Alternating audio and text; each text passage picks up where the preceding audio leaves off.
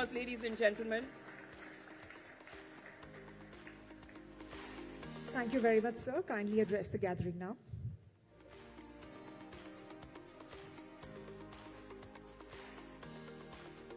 There are two sessions which are very difficult. One is the lunch session, post-lunch, and second is the first session in the morning. You guys had some coffee? All righty. Friends, I want to cover 4 items today. First is about the AI Summit. Second is about semiconductors. Third is about electronics manufacturing. And fourth is about railways. I'll begin with the AI Summit. As you all know, after UK, South Korea, France, India is now holding the AI Summit, hosting the AI Summit, and this is going to be the biggest AI Summit ever held in the world. Already, all the industry leaders and heads of states, more than 20 heads of states and heads of government have already confirmed. More than 100 plus global leaders are visiting us, joining this summit. And the summit's focus will be on impact of AI. As we all know, AI is basically bringing the 5th industrial revolution. And this industrial revolution is going to be much bigger than the past industrial revolutions, past changes in technology, past major transformations which have happened in the past. And the pace of transformation is also going to be very fast. So we must get prepared for this change. We must prepare our industries for this change. We must prepare our students for this. And that is why we are working on all the 5 layers of the AI stack. Our focus, our strength has conventionally been in providing the IT services. Now we have to now convert this strength to providing AI. Our IT industry over the last 1.5 to 2 years has meticulously worked on this changing business model. They have created, they have invested in their reskilling their workforce and creating new tools by which they can now provide AI services. So the way it will work, as I understand from the IT industry, is basically the organizations who are looking for AI-based services, they need people who understand AI, who understand the organization. So that gap between understanding technology and understanding the organization is going to be filled by our IT industry. So I just wanted to share with you how the industry is preparing itself for this huge new wave of innovation, that huge new transformation wave which is coming. The second layer is the model layer, and in the AI Summit we'll be launching our bouquet of sovereign models. If you would have followed some of these models which have been tested, the test results, on so many parameters, the models are better than OpenAI and Gemini Pro and Deep.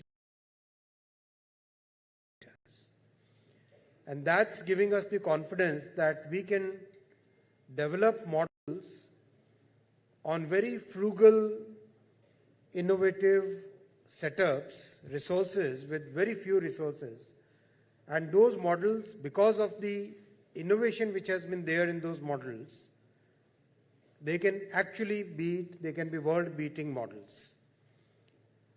Mostly during the AI Summit, our Honorable Prime Minister Shri Narendra Modi ji will be launching some of those models. The chip layer is where we have made very good progress, and as we know, there is no AI without semiconductors. Our teams today have done phenomenally well on semiconductor journey. We have had very good results. Our design efforts have today brought us to a totally new level, and many of the startups and many teams which are working on creating new solutions will bear fruits in the coming couple of years. We should be in a very different situation from what we are today. On the infra layer, already we have 90 billion US dollars worth investment committed, and mostly in the coming months, this investment level is likely to go above $200 billion.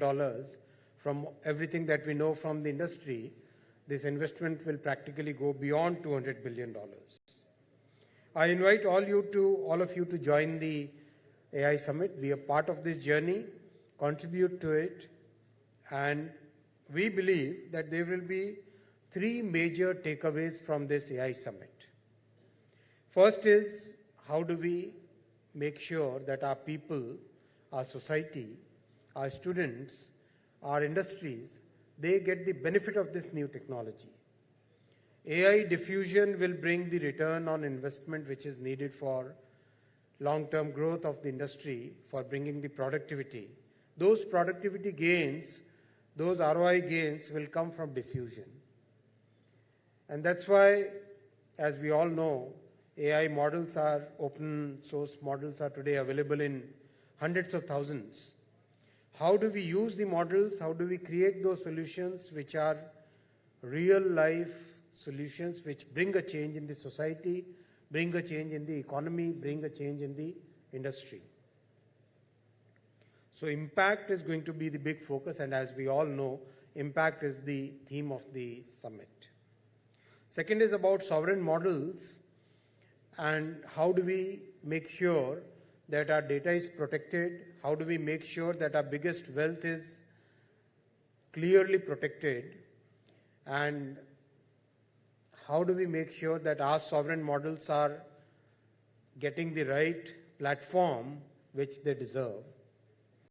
Third is about AI governance. We all know the harms which may come from, especially from the generative part of AI. Industrial part is very different from the generative part. So how do we make sure that AI governance is taken forward more in a consensual manner rather than a mandating kind of manner? So we are going to have dialogue with most of the countries who are all facing common challenges. So this will be majorly the part of AI Summit. I'll switch over to semiconductors. In the last few years, our progress in semiconductors is noteworthy. I recall going to Davos way back in 22. When we used to talk about semiconductors, people used to really put those question marks at us. Things changed by 24, things really changed. Our mission was announced on 1st Jan 22, semiconductor mission. 23 was more of learning, trying to get onto the learning curve. And 24 is when things started changing. And I want to share with you, in this year's Davos, when we did the semiconductor roundtable with industry leaders, absolutely there was no question mark. People said that whatever Mr. Minister, India wants to do, we are there to support India's journey. And each and every participant of the semiconductor industry now wants to be part of the India's semiconductor journey. That's a huge change in the way the world perceives us. And that's that big change which our Prime Minister Shri Narendra Modi ji has brought in our economy, in our country, in our industry. On the global stage, today India is respected as a country which has huge potential, which is contributing to the world and not just following but creating those new benchmarks. Today, practically every large company of the world in the semiconductor industry, whether it is NVIDIA or AMD, whether it is Qualcomm or Broadcom, whether it is ARM or Marvell, they are all designing their most modern, most advanced chips here in India. And there are so many startups coming up. Last week I was with Qualcomm. I was surprised at the change which has happened, and they are also surprised because just a few years ago, when I requested Cristiano, the CEO of Qualcomm, that why don't you start looking at designing complete systems here in India? He took that challenge, he challenged the Indian team, and today those teams are designing complete solutions. Not just doing the back office work, but designing complete solutions. And friends, the talent pipeline which we have created in 315 universities, it's such a major talent pipeline that I can tell you with very high level of certainty that in the coming years, at least majority of the semiconductor design in the entire world is going to be done out of India.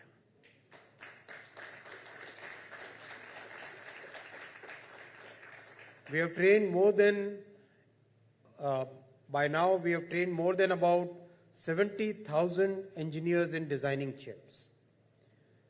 I asked this question in the roundtable in Davos, how many universities are there where students can use the latest semiconductor design EDA tools from Cadence, Synopsys, Siemens, and they are able to design the chips, actually manufacture the chips, and validate whether the product has come out as they had envisaged. People could not count more than 20 universities in the entire world. We have 315 universities, way from faraway places, from Assam, from Jharkhand, from Odisha, from Kerala, from Tamil Nadu, from Jammu, where students are actually designing chips, and those chips are now manufactured in SCL Mohali and tested and validated. This is going to give a phenomenal advantage to our youth, to our students, to our young people. And that's going to create that huge wave of innovation which will keep on happening for the next multi-decade journey in semiconductors which we have taken up. Our next version of Semicon mission, Semicon 2.0, will have huge focus on design. We will be focusing on at least 50 deep techs to come from India. Whether they are large companies, whether they are startups, whether they are people who are working in the semiconductor industry globally, but they want to come back to India and create that new, the next Qualcomm, the next Broadcom, the next NVIDIA. I can say with confidence today that the next NVIDIA, the next Qualcomm will come out of India. That base is now set for us. Now that learning curve is already behind us, that entire ecosystem has got built, and that ecosystem will propel the next wave of growth in semiconductors. We are also now very clear on our path from 28 nanometers to 2 nanometers. And it's going to be a very measured journey. We are not doing anything in haste. We want to take every step after careful thought, after looking at all the pluses and minuses, after considering the preparedness of the entire industry. So we began with 28 nanometers because we wanted to make sure that the entire ecosystem first comes to India, and it's a very complex ecosystem. More than 250 gases and chemicals, very complex. Even 1 meter change in the pipeline which supplies the chemical or the gas to the final machine which does the fabrication, that can change the entire specs.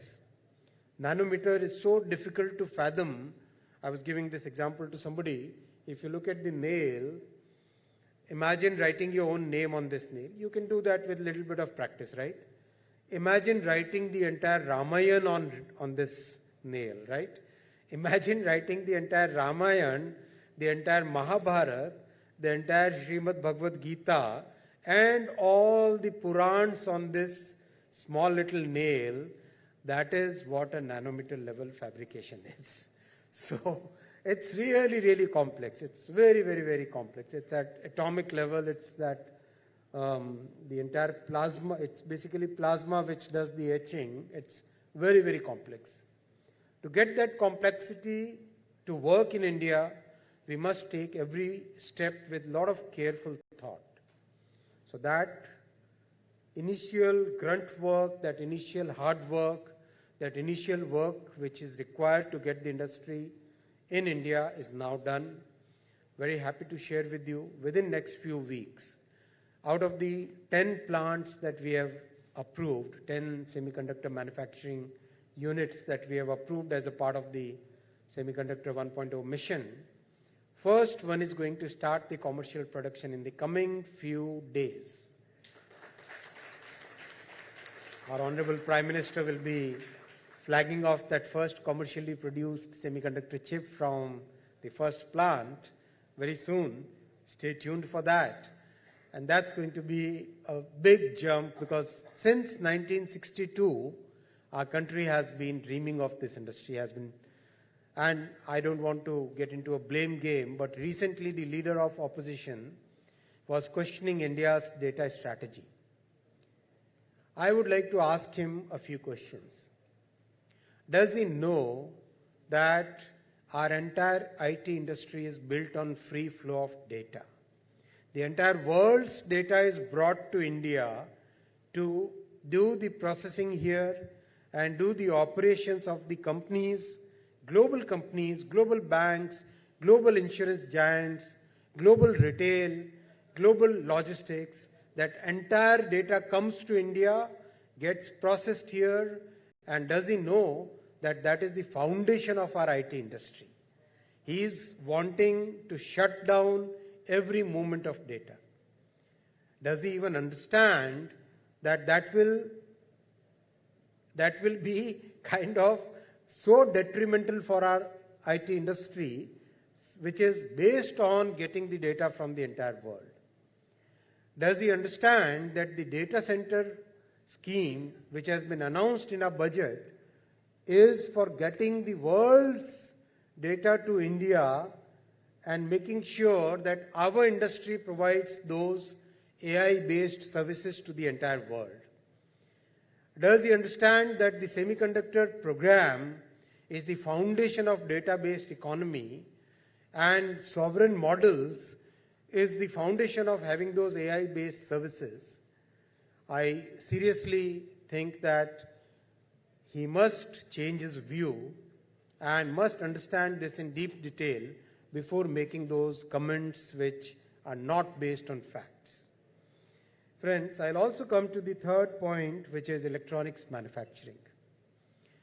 I'm sure you are aware that in the last 10 years, our electronics manufacturing has grown 6 times. It's growing at double-digit CAGR, and our electronics exports have grown 8 times in the last decade. 8 times growth in the last decade. The ecosystem of electronics manufacturing is now well established in our country. And this is where also the opposition, and especially the leader of opposition, was questioning whether we are a producer economy or we are only a service economy. I would like to emphasize that we are both a producer's economy and a services economy. Our electronics manufacturing is today, it has reached a level where now we are manufacturing not only the final product, but also the modules and the sub-modules, and now we have started manufacturing the components. Now there are a series of components where more than 50% of our demand is going to be met out of India within the coming 2 years. And there are so many components where we will become the global suppliers to the world, including our neighbors. That's the journey which has happened. I will request the opposition to take a look at that, understand that, see that journey which has happened, which could never happen in the first 6 decades of our independence. Among the exported goods, now electronics is among the top 3 exported goods already. And very soon, electronics will be among the top 2 exported goods out of India. This was unthinkable 10 years ago. This was unthinkable in the previous governments. But that change has actually happened, and the world is taking note of it. When the EU FTA was getting negotiated, one of the key things that the European Union wants from India is electronics products. They want electronics boards, they want electronics components, they want electronics modules, they want electronics exports to be done out of India for their defense industry, for their industrial activities, for their consumer electronics, for their practically every aspect of their life. They want the electronics industry to be exported out of India, electronics goods to be exported out of India. Because we are a trusted country, the world trusts us, and that trust has happened through a very meticulous foreign policy which our Prime Minister has implemented over the last 11 and a half, 12 years. In these years, India has now emerged as a trusted partner which believes in IP, which respects IP, which believes in solving problems through negotiations, solving problems through discussions, solving problems through multilateral institutions, and that is what is most important. Even in the case of India-US agreement, a large part of semiconductor manufacturing, where the world is today worried about the concentration which is happening, India will become the trusted partner for the entire world in the semiconductor and electronics value chain.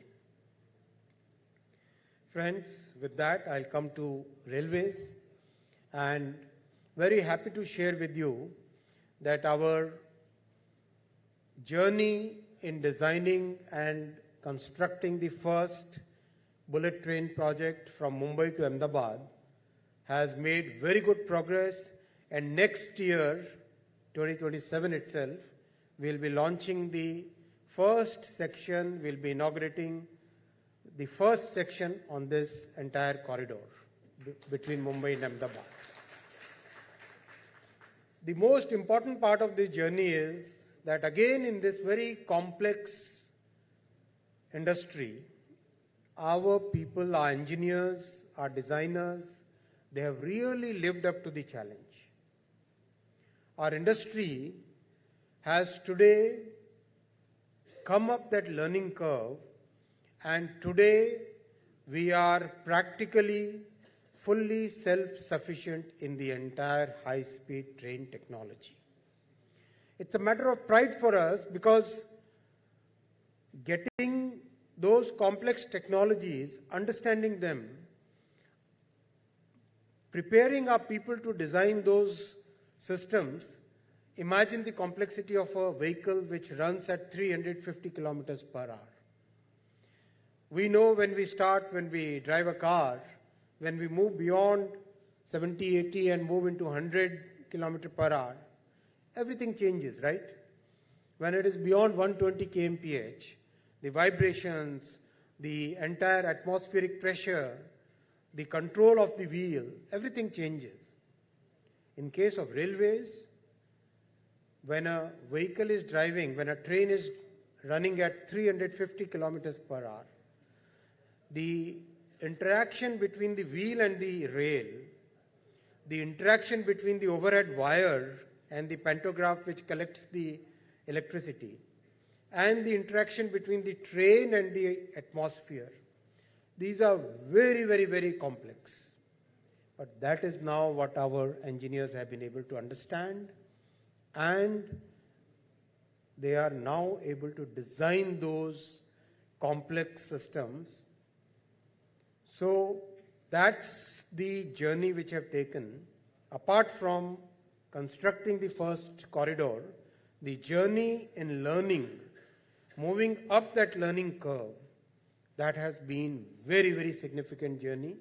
And that's why our Honorable Prime Minister, Shri Narendra Modi ji, announced the 7 new bullet train corridors, which will connect large part of our country and totally transform the entire transportation industry. Imagine going from Chennai to Bangalore in 73 minutes only. 73 minutes. Practically the two cities will become one city, right? It will be like you start at, do your morning office work, go to Bangalore, do your work and come back, have dinner with your family. Imagine between Mumbai and Ahmedabad, it will be just 1 hour and 57 minutes. 1 hour and 57 minutes, less than 2 hours, right? That 2 hours has become quite popular in the social media these days. So kids take so much fun at whatever we do. It's good. Our youth is very creative. Imagine between Bangalore and Hyderabad, just 2 hours. Same is the case between Mumbai to Varanasi and Varanasi to Patna and all the way to Siliguri. In Bengal, Siliguri is northern part of Bengal. And of course, these networks will further develop as we grow towards Viksit Bharat. Our goal for Viksit Bharat is about 7,000 kilometers of these high-speed trains. And as the projects have been announced, these projects comprise about 4,000 kilometers of high-speed trains. We have already moved immediately after the budget announcement was done. We have already moved, and we are going to standardize the entire system. We'll have common specifications for all the corridors. We will have Indian designs, Indian specs, where anybody in the world can come and participate in these.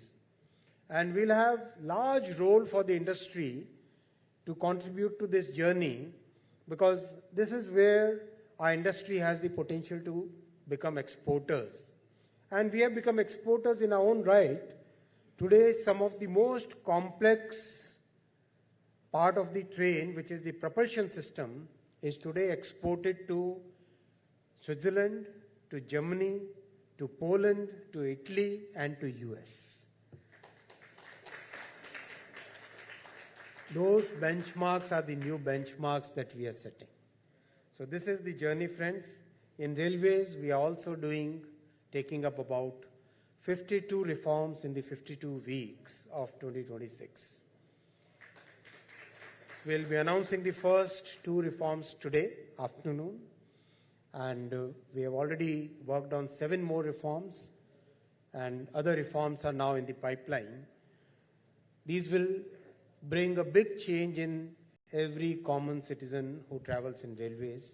And as we have always maintained, for us, the low-income families, the middle-income families, they are the most important customers in railways, and everything we do is for safety. We have been able to reduce incidents, safety accidents by about 90%. But that is not where we want to stay. We want to further reduce it, and our challenge given to the team, all of us are working on it, is to make sure that we achieve the global benchmarks in the 2 to 3 years time frame on so many different parameters, so many different factors. Like last year, we became the 2nd largest cargo carrying railway in the entire world, surpassing North America. So today, India and China are the biggest cargo carrying railways in the entire world at 1.6 billion tons cargo carried last year and also this year. So those are the benchmarks, friends. That is the journey. Thank you so much for inviting me to GBS. This is one of the most coveted sessions, and this is one of those summits which really set the benchmark for policy dialogue, for industry dialogue, for the way forward for the entire country. Thank you so much, ET. Thank you so much, GBS. Thank you.